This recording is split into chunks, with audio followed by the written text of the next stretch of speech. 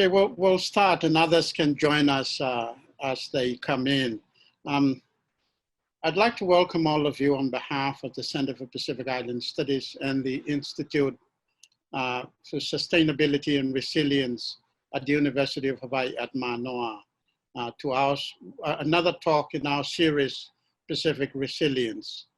And we're grateful today to have with us Professor Rebecca Stodza, who is the director, a professor and director of the distance education at Myron Thompson School of Social Work here at UH Manoa. Her area of research interest is in studying prejudice, discrimination, and other forms of biased behavior and their impacts on vulnerable communities. And she's worked with Micronesian communities here in Hawaii. The title of her talk today is Cultural Connections Among People from Micronesian Region as Protective Factors. But before I ask her to come on, two housekeeping things. The first is that this session is recorded and then we'll share it via the Center for Pacific Island Studies YouTube channel later on. So please know that it's recorded. Only the speaker and the facilitators will be on record, not those of you who are joining us. And the second thing is that at the end of the talk, please post your questions in the Q&A folder, and then we'll get it from there, and we'll get Rebecca to respond to it. Please don't post it on the chat folder because it gets crowded at times. Anyway, thank you for joining us, all of you, and thank you so much, Rebecca, for agreeing to give the talk today. Awesome, thank you for having me. I'm really excited to be here. Thank you everyone for another Zoom meeting. I know we have a lot of those these days. I have about 45 minutes of content to talk about, and then as previously mentioned, I'm really excited to actually hear your questions because the team of folks who worked on the project that I'm going to be talking about, you know, we're sort of at the very beginning of a line of research, and we're really interested to hear some of your thoughts and your questions, your observations. So I'm hoping that the Q&A portion can be really robust. So don't hesitate to put in questions. One of my awesome team members who helped basically drive this whole project, Mr. Puna Sabagala, is actually in our attendees today, so he can also throw some stuff out there if he wants to. But big thanks and kudos to him for his work on this project. So I wanted to start talking about basically migration. So this talk is about people from the geographic region of Micronesia who have migrated here to Hawaii specifically.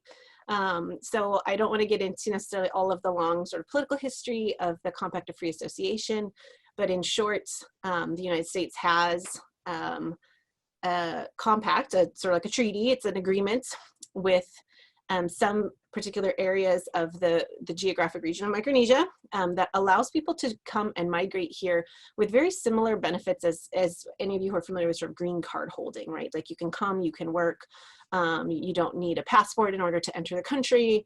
You do still pay taxes, but you have limits on the types of sort of benefits that you can apply for scholarships, things like that. So there's opportunities available for people to be able to come here easier than areas that we don't have that type of agreement, but there are still challenges. And so the most recent data that we have, these are the two graphs I was able to find that were at least semi-recent, which combines surveyed data from the census from 2010, I believe, as well as some of their more recent American Community Survey data to create estimates, basically, of migration of folks from the Micronesian region. And so you can see on the map on the left, that areas with the darkest blue have the largest concentrations of migrants, and then the sort of chart along the bottom shows you sort of estimated numbers in thousands. So about 50% of migrants to the US from this region are on the continental US, and the other 50% are basically CNMI in Guam and in Hawaii, so sort of staying in the more Pacific region with US states and territories. So a fair amount. I think the total they were estimating is close to 100,000 people who've migrated to the US. And so when we're thinking about resilience in the Pacific, right? Where Pacific peoples go, they carry their culture, their traditions, their values, their resiliences, their challenges, right? They encounter new challenges.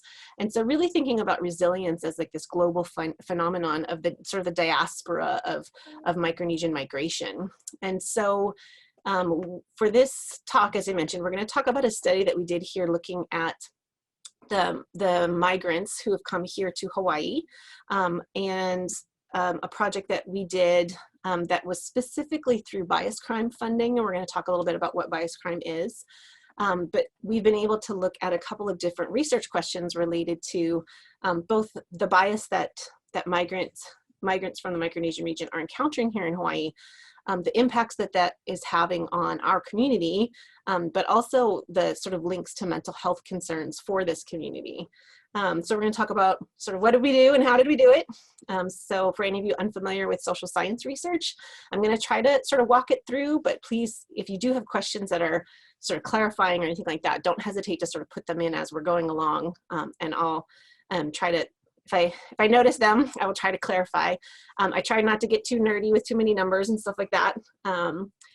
But we're going to talk about what did we find in regard to the prevalence of bias against Micronesian people here in Hawaii, what are the impacts of experiencing that bias, and then how, looking a little bit more closely at how cultural connections to your culture of origin can actually help offset some negative mental health outcomes for people. So we're going to be looking at sort of 3 different research questions. And then a little bit, because this is still pretty preliminary, a little bit of sort of guessing at how they connect together. Hopefully that sounds okay with everyone.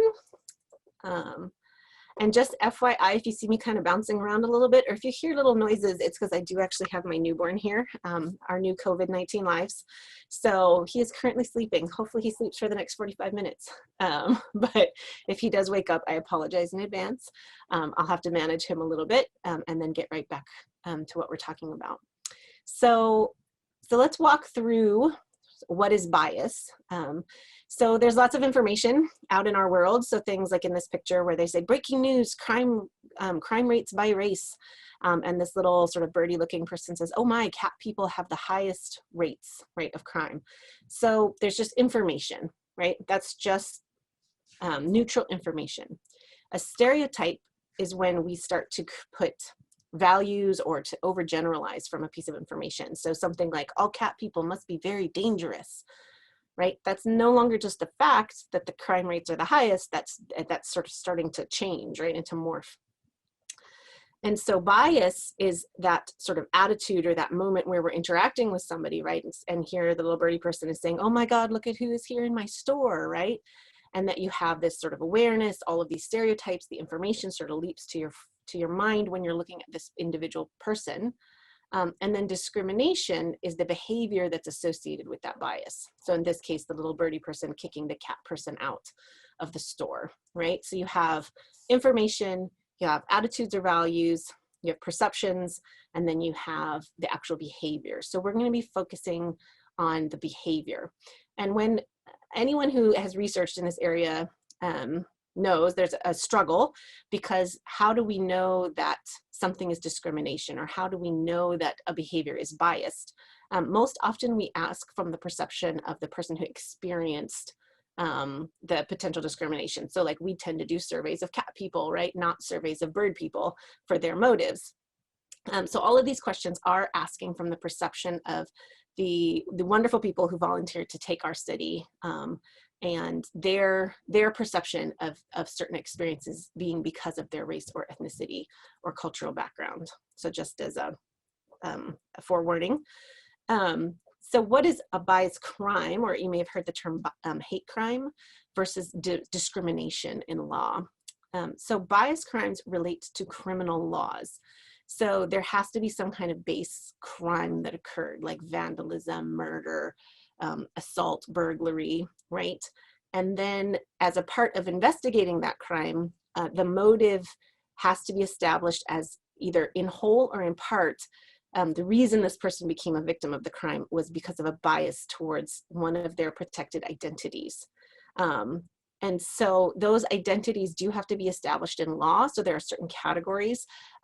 So a category of folks that I've had particular experience studying have been sexual and gender minorities, for example. But we have protections for folks based on their race, their country of origin, religion, a whole host of categories. But you can't have a bias crime against like lawyers, because lawyers aren't one of the categories within that are considered protected in our state. Discrimination, on the other hand, is a civil law. So it's unfair or unequal treatment of an individual or a group based on their, again, protected characteristics.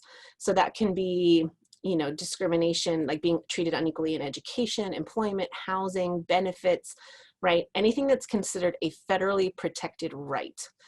So things like not showing my apartments that I rent out to Japanese people, right? That I am saying this group doesn't get my service, basically.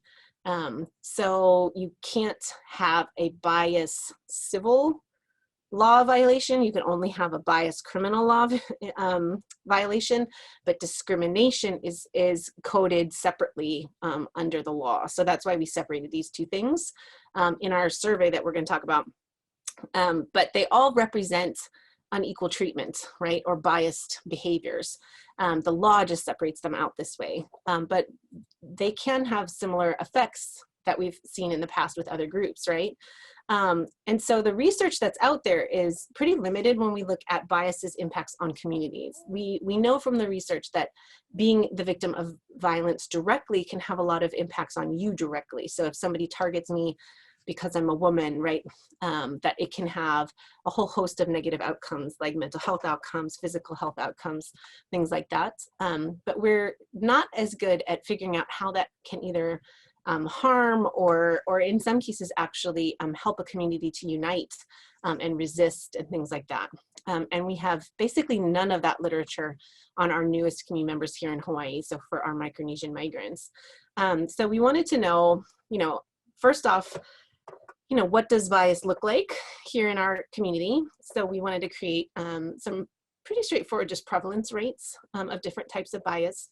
And we wanted to know how experiencing that bias can impact somebody's ability to become an engaged community member here in our state, as sort of the two parts, the sort of first and second research questions. So if you're, trying to come to a new home and build a new life, but you are experiencing things where people are basically giving you the message that you're either unwanted or less than, sort of how does that, impact your ability to acculturate, and define how much you want to acculturate, and also how much does that impact your ability to connect to your home community, right? So there can be these community impacts that we haven't fully explored. And so the original intent of the research that we got funded through the National Institute of Justice was actually to explore some of those connections. So this was a collaboration between UH School of Social Work and primarily with We Are Oceania. So for any of you who are not familiar, this is an amazing organization. They're on King Street And they are led by the amazing Josie Howard, who's pictured right there. She's actually one of our master's degree graduates, yay! And they are the one-stop shop, basically, with funding from the Department of the Interior and other sources to basically help folks get acculturated, right? To help them find work, to help them get hooked up with health insurance. I mean, like, they are constantly doing amazing things. Right now, they are doing food distribution.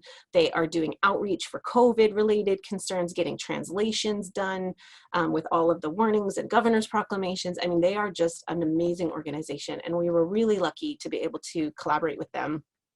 And then we actually got support from Micronesians United Big Island. So they're affectionately known as MUBI. So if I say MUBI, that's what I'm talking about. That they contacted us as well and really wanted to make sure that we were conducting the survey that we were developing, both here on Oahu, but also on Big Island if possible. So we were funded, as I mentioned, from the National Institute of Justice under a bias crime grant call from 2016 to 2018. And we tried to design very carefully the survey tools that we were using. We did multiple cultural consultations. We revised, we rejected, and tried to find, questions that were translatable, that made sense across cultural contexts as much as we could. And we also used a sampling method for this survey called respondent-driven sampling. So if any of you are familiar with this idea of like a snowball sample, where like if I meet the criteria and I take the survey, then I get asked to pass it along to other people who meet the criteria. It's similar to that, but instead of allowing anybody to send to sort of an unknown number of people, you start with seeds. So that's basically like the starting point of the chain. So like we targeted, one person from the Marshallese community specifically who was well known, who was a leader.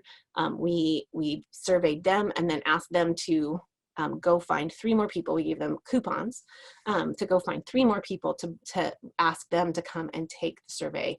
And then those people, each of them, if they came in, we asked them to recruit 3 people. So it's a more controlled sort of chain referral system that closer approximates sort of population and as though it was a random sample, even though it wasn't. So it's not perfect. It's not, a completely random sample, but it does approximate it, and it does use these connections that people have to one another, which is a real strength of of this community, right? We did feel it was really important to pay people. So we paid people for coming in and doing surveys. We paid people for recruiting other people. So if they successfully completed the survey and then recruited 3 people, I'm trying to remember, I think they could make $50 or $60 total for participating in this this survey effort. So again, it was another way also of getting resources, not just, to sort of UH or to We Are Oceania, but to make sure that those resources were getting out to community members. And we specifically targeted both Oahu and Big Island because they had these organizations that were active, that were engaged, that were, born from the community, and plus they had large enough population sizes. We did end up catching a few other folks who primarily lived on Maui, but basically it's the 2, it's Oahu and Big Island with a spattering of people from other places here on the islands. So we wanted to look at a whole host, because our question was fairly big regarding how experiencing different kinds of bias can impact you, right, and your community. We asked a whole bunch of questions. So I'm not gonna write out all the different scales and everything, but we asked a whole mess of demographic questions, immigration related questions. So things like language proficiency, the language you use with your friends, how many years you've been in Hawaii. We also tried to be really sensitive to the fact that with this migrant community in particular, people tend to sort of go back and forth. So instead of just when did you first come to Hawaii, right? Because somebody could have first come in 1989 and then was here for 2 years and went back for 10 and then came back for 3 and went back for 1 and came back for 2, right? We asked, how many years do you think in total you've lived in Hawaii? We asked a whole host of crime and discrimination experience questions, and they were generally have you ever been the victim of a crime, right? Have you ever been the victim of a crime where you believed the person targeted you because of your race or ethnicity, right? Things like that. We also, in the immigration related question, we had an interesting question that was to what degree you think people could identify you as Micronesian, just like if they saw you on the street. And it was, you know, like every time to like none of the time, because people have very different phenotypes from different regions. And if people don't recognize you as Micronesian, it might be harder for them then to commit acts of prejudice against you for being Micronesian, right? So we asked this interesting question about how recognizably from the region you are. And we asked a lot of questions related to community factors, since that was one of our biggest areas of interest. So sociocultural adaptation, which is how people are adapting to being here in Hawaii. So it's kind of tangible questions in some cases, like your comfort level using the bus, for example, but also things like understanding the humor, like when people are joking around you, like do you get the jokes, things like that. So it's a pretty broad scale. And then we asked about their sense of their connection to their ethnic community. So we asked them how they identified. So if somebody says they identified as Yappies, right? Then we would ask them a series of questions like, how connected do you feel to being Yappies, to other Yappies people, things like that. We also asked them about that, sort of those same questions about their connection to the Micronesian community, because some people might not identify as Micronesian, even though that's the word we use here in Hawaii to describe people from this region. And then we also asked them about their connection to Hawaii and their sense of again, like emotional needs and sort of tangible needs. Can they be met from people here who are not necessarily from their ethnic community? And then we also did a mess of other sort of psychological things, psychological scales, like sense of their ethnic identity. We asked them about like whether or not people had an internalized sense of shame about their ethnic identity, their psychological resilience, their belief in the goodness of the world, whether the world was a just place, their feelings of safety and anxiety, their trust in police, depression, anxiety, kind of a smattering of just sort of like health and mental health questions, as well as those related to their identities. So we were very lucky to get 517 people who were able to have like valid data in the study. It was slightly more likely to be females. We had a really broad age range. They did have to be 18 years or older to take the survey. So from 18 to, I want to say we might have had somebody even for sure in their 60s, but we might have had some folks who are even past that.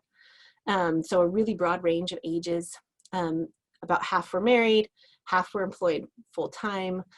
We didn't ask specific income questions related to dollar amounts, but we asked people essentially like, how are you doing financially? So they could say anywhere from like, I'm fine, I'm comfortable, to like, it's, you know, it's okay, but not great. Like I'm struggling a little bit, to like, I'm struggling, that kind of scale, as opposed to a just numbers scale. And we did get a little bit of overrepresentation from our Pohnpeian respondents compared to what we believe our community actually looks like here. And we think that that's due in part because one of our primary interviewers was Pohnpeian, and she was an older adult. And so when we joked around about it being the auntie effect, when auntie looked at you and you are Pohnpeian and she said, you're gonna go find me 3 more people to take the survey, right? It's really hard to tell auntie no, right? And so she was very successful at recruiting folks who are also Pohnpeian. But that's, again, a little bit unequal for what we think. We probably have the majority of people from the region being from Chuukese and from the Marshalls. And so that's a little bit of not representative of our community here. So go auntie go, right? The auntie effect. So the first question we wanted to know, as I mentioned, was the prevalence of bias against Micronesian people here in Hawaii. So the first question, because this was a bias crimes grant, was that we wanted to look at the number of people who reported being the victims of a crime because of they believed the perpetrator targeted them for being Micronesian. And we had 1 in 20, so about 5% of people who responded. And I think a lot of people were surprised and they thought that number was really low.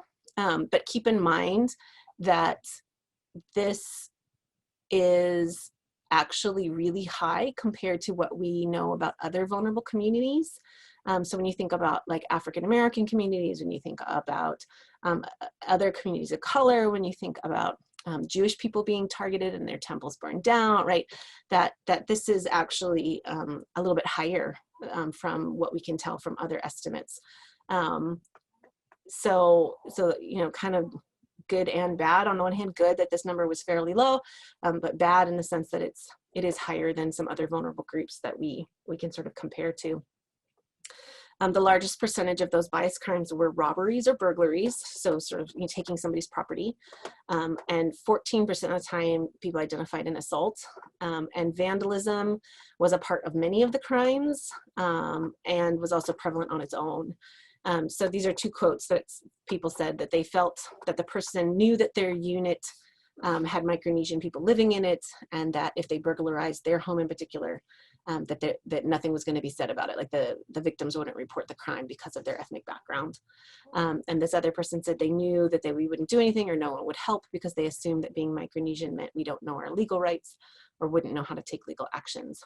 So there's sort of two layers of that, right? That sometimes bias is about, people think like the hate part, right? The hatred, like I hate your group and so I'm going to do something to harm your group. And that can absolutely be true. But there's also been found in other bias crime literature that sometimes this more like logistical reason also exists, that if people believe the victims won't report, that they target those victims in particular. So we've seen that in areas like San Francisco's Chinatown, where people will target older Asian immigrant populations because they believe A, they carry cash, and B, they won't report to police, right? So there's like this logistical part of it, of the decision making as well, not just necessarily this, it's still bias, but it's not necessarily hate, like the emotion. But we're kind of seeing both in the responses that we got. When we looked at discrimination, we did ask, based on We Are Oceania's feedback, they wanted to see questions in 3 categories. So workplace discrimination, medical or mental health settings, so sort of social service settings, and public accommodation. And so you can see the majority of people who reported experiencing discrimination were experiencing it in the workplace, between 1/4 and 1/3 of the people. About 11% in medical or mental health care settings, and about 7% in public accommodation. So public accommodation is like housing, restaurants, buses, taxis, things like that. So looking more specifically at workplace discrimination, we have people being denied jobs, being fired from jobs, being mistreated. But the one with the highest percentage was of people, the more social aspect of work, right? Being made fun of, being treated poorly, people gossiping about you, things like that was the most prevalent report of discrimination in the workplace. And then the healthcare one got a little bit complicated because when we were creating these questions, they on their face sounded totally reasonable. But then of course, whenever you start to analyze your data, you go like, oh no, we should have asked it a little bit differently, because we didn't ask how many people tried to access these services and then were denied care. We didn't have sort of like a really clear NA, or like I didn't try to access a medical device. So these numbers are underestimates of folks' experiences. And then we also had I did another presentation for Queen's Hospital, and we had some social workers and nurses who commented that sometimes there's a little bit of lack of clarity about being denied a service like at the hospital versus the understanding that, you know, it's your insurer who's denying the service, right? That is not covered by insurance. And so there's also, you know, this is an area that might need some further clarification. But still, right, cause for concern that people are reporting that they feel that they've been discriminated against in, you know, healthcare settings and mental health care settings, because that's supposed to be a place where you get help, right? And then in regards to public accommodation, again, discrimination being denied services at restaurants, kicked out of homes, refused a home, or been kicked off of public transportation. So overall, when you look at all of those experiences, just over 1/4 of people responded that they'd had any of these types of discriminatory or bias crime-related experiences. So a pretty high number, much higher than is reflected in our official statistics, right? So like our official police reports, I think, said there was, you know, 2 to bias crimes against Micronesian people in the last 10 years or something like that. So different, cause for us to pay attention. But so that we're not just like Debbie Downers, right, all the time, let's talk about what this means, right? So what is the impact of those types of experiences, right? So we looked at just bivariate statistics in a kind of exploratory way. And people who reported that they're in that quarter who had experienced some type of bias or discrimination, they reported experiencing more fear in their communities, lower feelings of safety, more anxiety, more depression, and more within group discrimination than those who had not been victims. So again, quotes were, the most challenging part of being Micronesian in Hawaii is being looked down upon based on appearance and being judged like I'm not capable of achieving the same thing as others. I think the hardest part about being Micronesian here in Hawaii is getting racist glares from people after they find out you are part of the Micronesian community. So there's also this layer of incivility. So something like being glared at would not rise to the level of either a crime or a civil issue, right? It's not discrimination, but it's still a type of prejudice behavior, right? It's still sending a message of unwantedness. And so people also talked about some of those types of experiences. So these were individual impacts to the victims themselves, but what were the impacts to our communities? So victims reported that having those discrimination experiences in health settings lowered their sense of connection to their ethnic group, particularly being able to get their needs met by their ethnic group. And the public accommodation bias crimes were related to a reduced sense of connectedness to the general community in Hawaii and feeling that they could get their needs met by the general community in Hawaii. And so overall, these experiences are damaging the ability of our newest community members, right, to feel connected to the community of Hawaii at large, right? That bias is creating these breaks in our community and the ability of migrant communities, to be able to adapt and feel a valued part of our community, right? So that's impacting all of us. We tend to, again, sort of be victim focused, but it does impact all of us if we have a fractured community. And so what does that tell us for mental health also? So as I mentioned, we did collect some data on mental health experiences or symptoms for some of our community members. So we wanted to kind of dig deep into anxiety and depression. So we used 2 scales that, again, we sort of culturally vetted, because if you think of a lot of depression scales in particular, they ask questions like, how many days this week did you feel blue? And that does not translate very well. The sense of being blue is very Western culturally bound concept. So we really tried hard to find survey items that made sense in sort of intercultural contexts, and that still had good validity and reliability. So we did use the CESD. It's 10 questions on this depression scale that ask people about their frequency of feeling sad. How many days in the last week did you feel sad? And then they rated it by number of days. And then generalized anxiety disorder scale, the GAD-7, is 7 items. Again, sort of about frequency of symptoms.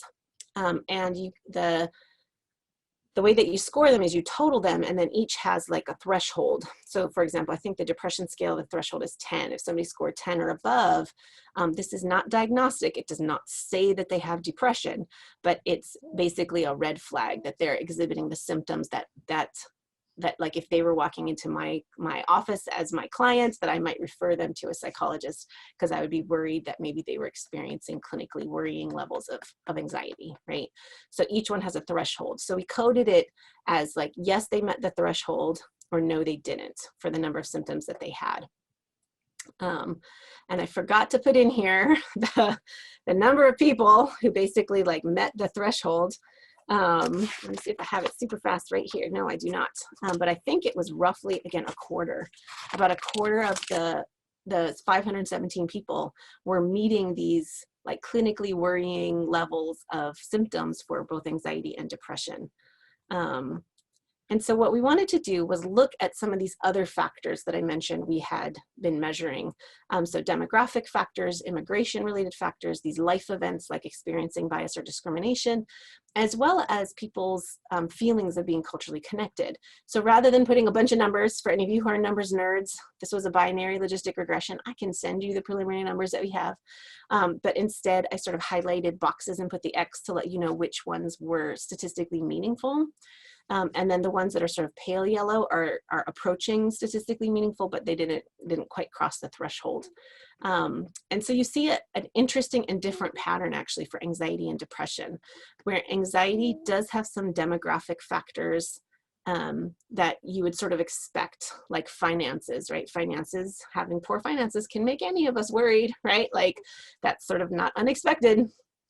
Could also make you depressed if you're worried about your finances. Again, kind of not unexpected. Cultural or ethnic group, we did just keep the three biggest groups that we had. So Pohnpeians, Chuukese, and Marshallese. There was some small differences in those communities. But with anxiety, the really interesting thing to look at were these cultural connection variables. So we asked people about their sense of their ethnic community. So the reinforcement of needs is a scale that looks at, you know, do you feel like there's people in your ethnic community you can go to and ask for help if you needed a little bit of money or somebody to help you move, or right, like that they meet your needs in some way. And then shared emotional connection is that sense of belongingness to your community.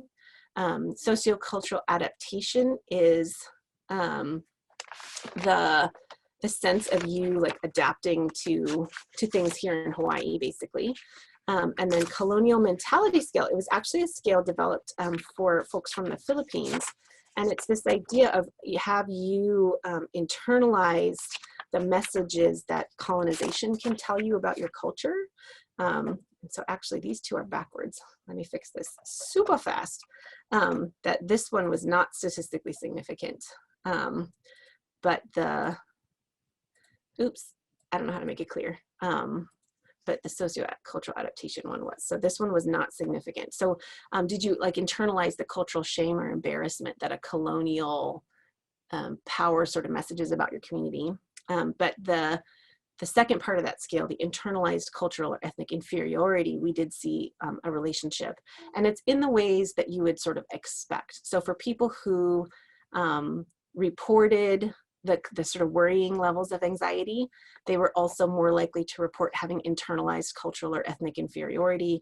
They rated their, you know, connection, emotional connection to their community as lower, and they also rated their needs being met as lower, and they were less adapted to being here in Hawaii, right? So we can frame that as this very negative story, or we can frame it as a very positive story, right? People who felt connected to their ethnic identities, who had adapted to Hawaii and didn't buy into sort of this colonial mindset about, you know, people not from the West being inferior, actually were more resilient. They had less anxiety symptoms than the folks who scored higher on those other things. But interestingly, that same pattern did not emerge for the depression inventory. And we're still kind of digging to see like why that might be. You know, even though we did vet all of these through our cultural consultants affiliated with the project, again, depression is a little bit, it's not just sad, right? It's a little bit harder to sort of nail down, where anxiety is, you know, very close to this idea of worry. And so it might have just translated better. There might be differences clinically in why, you know, cultural connections may offset some of these anxiety symptoms, but not depression. But since this is a pretty understudied area, like I don't have an easy explanation. So if you guys are all gonna like totally like question bomb the Q&A, I don't have a really super great explanation for why this difference. But I think this is really encouraging in a way that you know, understanding how people's connection to the community they come from and the community they're migrating to, it can be really important for helping people with their mental health, right? That these are signs of resilience, that being connected makes a difference, right, in your anxiety levels. And that's, I'd sort of just said all that stuff. So far, again, we're still kind of digging into the data. There are some really interesting data problems, again, because we were going across multiple language groups. We were using, sort of on the spot folks who were willing to help us with some of the language issues. And none of these scales are validated in any of the other languages we were using. We have to take all of this with a little bit of a grain of salt, but it is an interesting place to start. And so we're really excited to have been able to have like a preliminary project about this. But the take-home messages were, validating that the people from the Micronesian region here in Hawaii are experiencing biased behaviors in a variety of settings. There's been a lot of anecdotal evidence in the newspapers. There's been some really great activism, some videos that have come out and are available on YouTube, right? But to be able to start documenting that, I think has been a really powerful experience.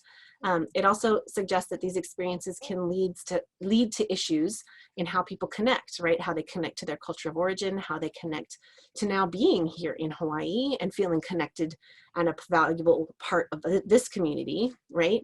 But that those very same factors, right? Feeling connected to your ethnic identity and the community that you're migrating into can be protective factors that help protect your mental health, right?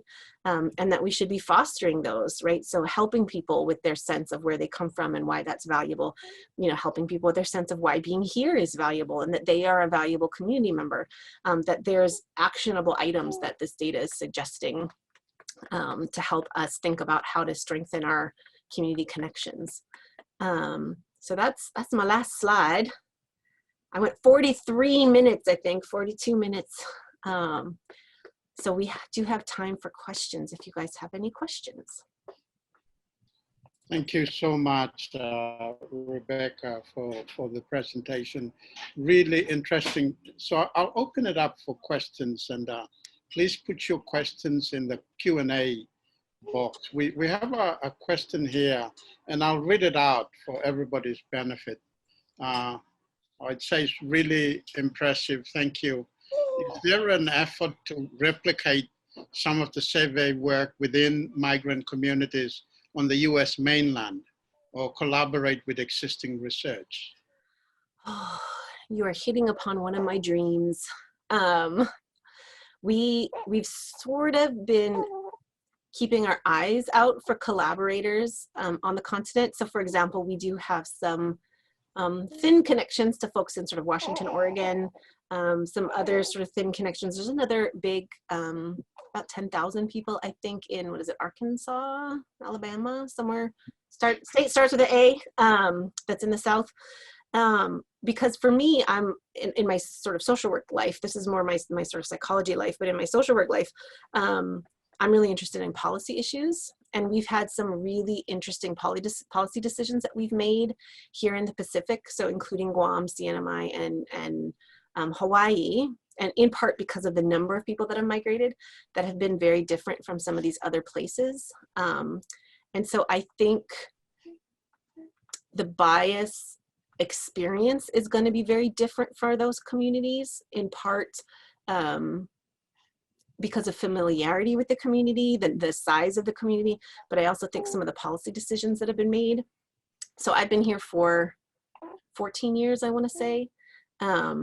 And when I got here, because I have a lovely colleague who also was on this project, the wonderful Teresa Kreif, who really was sort of my entree into understanding and sort of becoming aware of Micronesian community members and sort of, and then having Josie in our program was really influential. But just sort of not on a lot of people's radars, I feel like. And then around the time of the mortgage crisis in 2008 to 11, when there were all those decisions around healthcare coverage and trying to kick people off of Medicaid, and the behavior, what was the new plan that had to go to the Supreme Court and then got overturned, right? All of a sudden there was a lot of really negative messaging about our newest community members that I didn't really see happening in the same way in those other locations. And so the interest is really high actually in trying to do some kind of larger survey of the diaspora. But the question is really how to do that responsibly, because we're in such different contexts, right? Such different cultural contexts, such different, I mean, like the cost of living in Arkansas is so much different than cost of living here, that it creates different kinds of pressures in the community.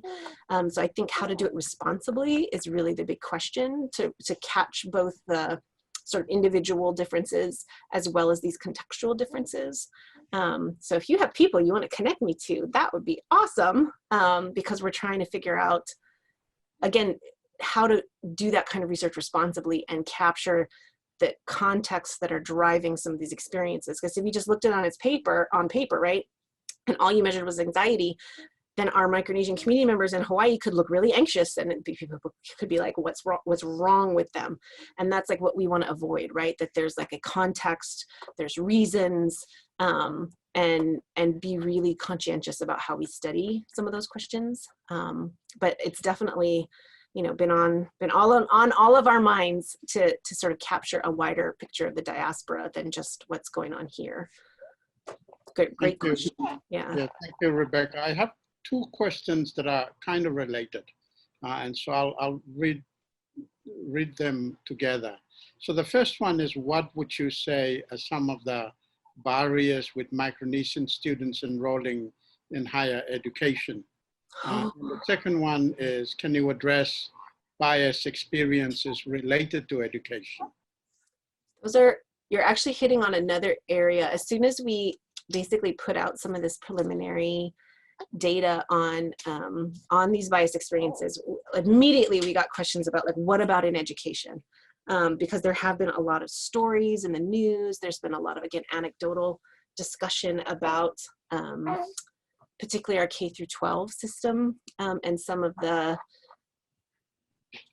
challenges that I think teachers are facing in understanding the needs of this community, as well as the challenges of our community members who perceive, I think accurately at times, but also, you know, just again, sort of contextually, the challenges of a migrant community trying to understand and, you know, adapt to this educational system, and those challenges, and encountering people who don't understand.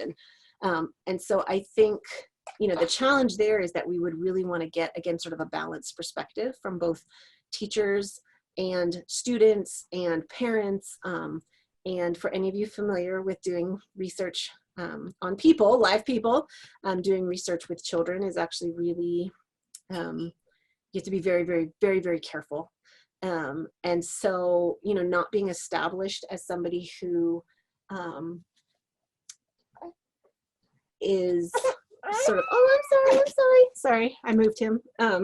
You know, this was my first project collaborating with WOW. And so instead of going, you know, kind of like, we're coming for your kids, like that's kind of like the wrong place to start. And so this project was a good starting point to then, you know, we've been talking about how to do a survey basically that looks more closely at education. Because again, we have a lot of anecdotal evidence of problems, but we don't have a lot of that documentation of that helps define that problem. In regards to barriers to higher education, I mean, I think my guess would be very similar to, we didn't ask those questions specifically, but my guess would be very similar to a lot of other sort of new migrant or immigrant populations, right? Like understanding the educational system, access to education if you don't have access to certain kinds of financial aid, right? You know, like I was not exactly a first generation college student, but close. Like even understanding the application process when you don't know and you don't have parents who can guide you through that process, right? Unless there's strong community supports in place to help guide you along, you know, what is an SAT? Like I walked into the SATs like without any prep whatsoever. I just like showed up and took them because I didn't know any better, right? And like I have the benefit of growing up here. I can't even imagine, I mean, here in the US, like I can't imagine like trying to navigate that whole system, you know, not having grown up with that system, or helping my children if I had not grown up in that system. So I think it's probably pretty typical of a lot of immigrant or migrant experiences. Thanks, Rebecca. I hope the little one's okay. Yeah. We have a couple more questions. Yes. There's one, how did anxiety, depression levels impact Micronesian community members' likelihood of reporting discrimination bias they experienced? We actually asked those questions, but because the frequency of people saying that they had been victims was so small, that then the number of people who said they reported was very small, like single digits. So I think 5% of this sample is roughly what, 25 or 26 people. I think there was like 28 people maybe in total who reported experiencing a biased crime in particular. And when we asked them if they had reported to police, I want to say maybe six had. And so, you know, but that's also, we don't have a comparison of how many non-biased crimes they reported to police to say whether or not it was the bias that was causing a reporting problem. And we even asked people who said that they reported, we asked a whole set of questions about like, how was your experience with them? Like, were you treated with respect? But again, the numbers were so small, actually, we couldn't analyze it. And so we know from other biased crime literature that is a deterrent for a lot of folks, or if they feel like the police are biased against them in the first place, like if they're part of the perception of bias, that why would you report to the police if you think they're not gonna help you or not, you know, treat you kindly. And so we also asked about like the fear in the community questions, and we asked the trust in the police questions overall. But again, some of the numbers were just too small, unfortunately. This one is a COVID question, and perhaps you have the answer, perhaps others do as well. And the question is, do Micronesians mean Pacific Islanders? If so, why do you think they are vulnerable to the COVID-19? I heard that Pacific Islanders share approximately 30% of all coronavirus cases, although they are just less than 5% of the total population. I mean, I have ideas. Again, this is not related to this project specifically, but I think the question is about, in the media, they've been reporting Pacific Islanders generally. And I think the way that the DOH is reporting Pacific Islanders, that includes people from the Micronesian region, as well as more broadly to include other folks sort of in the Pacific, though it sounds like now they're breaking out Hawaiians and they're breaking out Filipinos separate from that category. And I think, like with a lot of new immigrant groups, we see a lot of people who work in the service industry. We see a lot of people who work in what are considered essential jobs. We also know for both those communities, Pacific Islanders and Filipinos have been identified as having disproportionately high rates of COVID-19 transmission and infection, that they also tend to live in multi-generational or let's say fuller households, like more shared housing situations. Which are all sort of, I think, big ingredients for not being able to do, you know, what we know is sort of the best plan, which is to isolate yourself as much as possible, right? Like, how can you isolate yourself if you're living in a house with 15 people, right? Like, and you're working an essential job. I think the media has talked a lot about cultural factors. Again, you know, that can kind of go both ways for being a strength or being a vulnerability. And we need to be really careful about that. Because I think there was like a funeral that had a large number of attendees from a Pacific Island community, and it had then a lot of subsequent infections fairly early in this process, and that stuck in people's minds. And so while we have to be aware of the way that our culture can make us vulnerable, so like, you know, there's like a lot of these campaigns about like use shakas instead of hugs, and, you know, like show aloha with a wave, not with a hug, right? Like that we have to be aware of those things, but I also think it's premature to overly blame those things, right? Where things like essential work and more crowded households are much more likely to be causing those higher rates than those sort of isolated cultural events, I would say. That would be my I guess 2 cents based on the data that I've seen coming out of DOH and some of the reports that are coming out. But again, that's my 2 cents. We did not ask, actually, we should have asked how many people live in your household. That would have been really interesting. But I think some of the census data So everybody do your census. I think census data can help us sort of figure out some of those other questions about household size and employment and things like that. So Yeah. do your census. I think you're absolutely right, Rebecca. And some of our colleagues, including Josie Howard from We Are Oceania, as well as Tina Tososi, who's at UH Manoa, and others are working with DOH and trying to address the COVID-19 issue amongst Pacific Islanders. So there's people out there working on this specific issue. There's another question. We have a lot of students at job corps that are originally from these areas. Have you considered polling them? Have not. That is actually genius. And James says he wants to answer that question also. Okay, James, you wanna? Oh no, James disappeared. Uh-oh. There's one more question. What should future research seek to answer or understand? Oh, that's ginormous, and you're asking like a nerd, so that's a totally dangerous question. I mean, I think there's a lot of questions that emerge. So again, my sort of roots are as a bias crime researcher, and again looking at prejudice and discrimination in various communities. So for me, there's a lot of questions that arise, like this idea of how bias isn't just experienced by a single person, but it's experienced by communities, is kind of a new line of research that we're seeing. And I think it's a really interesting point. And we're seeing a lot of that in our current political climate, in what's going on with like Black Lives Matter movements, right there, this message that how we treat one another is not just an interpersonal phenomenon, it's a community phenomenon, I think is really important, and that we need to look at. I think in regards specifically to our state, I think, you know, there's been some good research coming out of the department, the Office of Public Health Studies, looking at some more in more depth at some of the discrimination experiences in healthcare settings. There was a study recently about discrimination in maternal health, actually, for women going in to have a baby, and sort of what their experiences are in that setting. I mean, I think there's so much to research whenever you have a new community who you've identified, like, oh, hey, there could be some stuff happening here that we need to pay attention to, right? Like, to create good research and be able to document it and come up with plans for how to address it. I mean, I think there's just a whole host of things that we could be looking at more closely.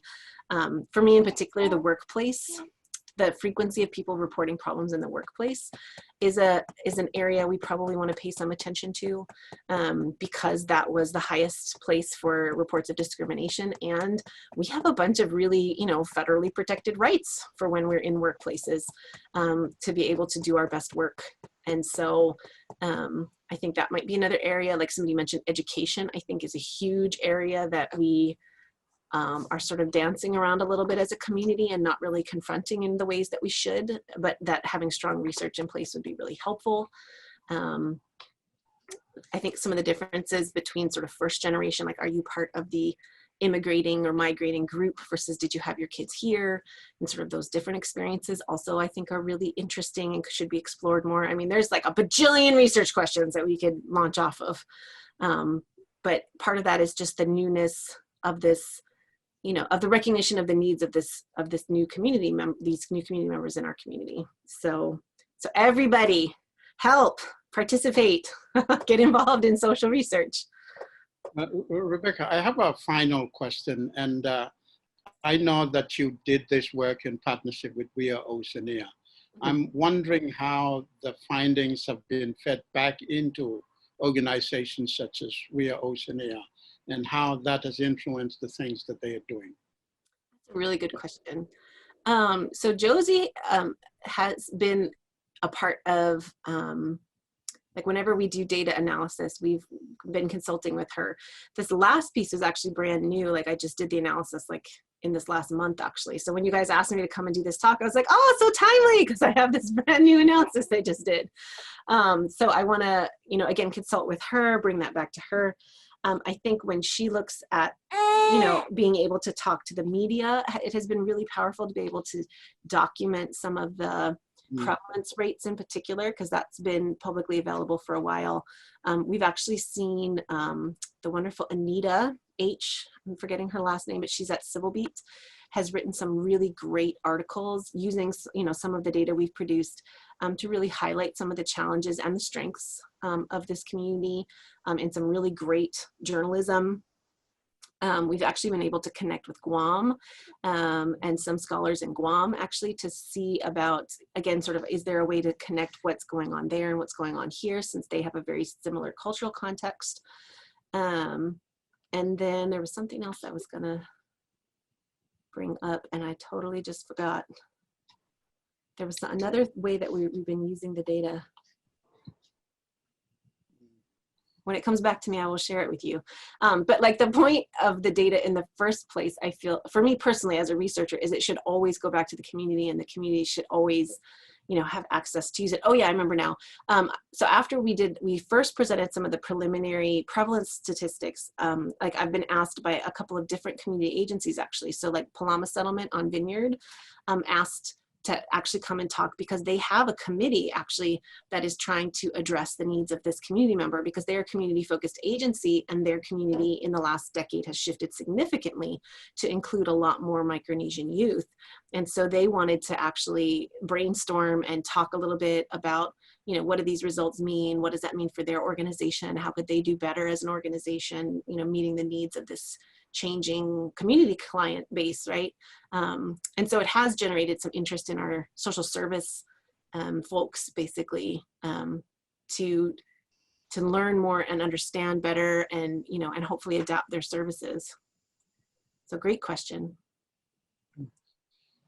Anyway, Rebecca, thank you so much for sharing your work, for the work that you've been doing, and in partnership with communities out there. So thank you for sharing, and I'd like to thank the little one as well, for the patience in working with us. But before we sign off, I want to acknowledge a couple of people. First, my colleague McKenna Kaufman from the Institute of Sustainability and Resilience, who is working with us in putting together this Zoom series, and also James Viernes, my colleague at the Center for Pacific Island Studies, and Ida Arik from the Institute of Sustainability and Resilience, who have been working in the background, sending out emails, making sure the Zoom works. I think the word for them we've decided is that they are the Zoom wingman or wingwoman who help us make these things work. Without them, we will not be able to do this. So thank you to them. Thank you to McKenna. And again, thank you so much, Rebecca, for this wonderful presentation. Aloha and bye-bye, everybody. Thank you, everyone.